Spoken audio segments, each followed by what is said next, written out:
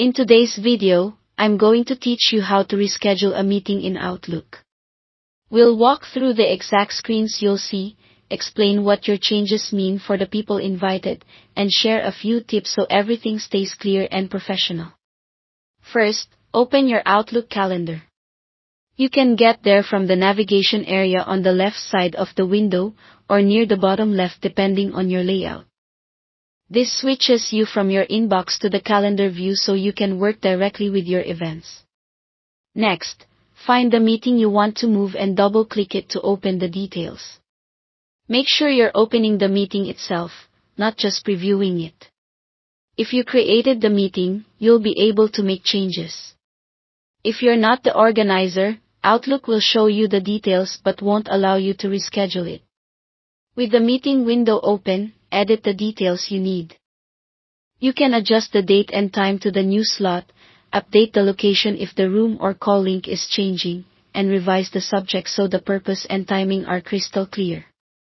While you're here, consider adding a short note in the body explaining why the time changed or what's different.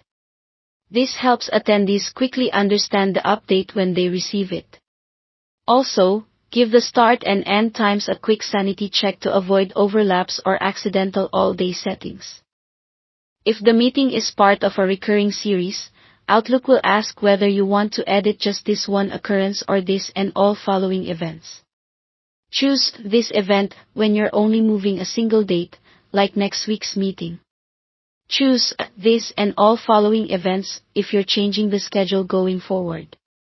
Keep in mind that editing the series affects every future instance in the pattern, so use that option only when you truly want a broad change. When your edits are ready, send the update so everyone is notified. Look for the Send Update button and click that instead of the regular send. This tells Outlook to distribute the revised invitation to attendees, update their calendars, and keep everything in sync.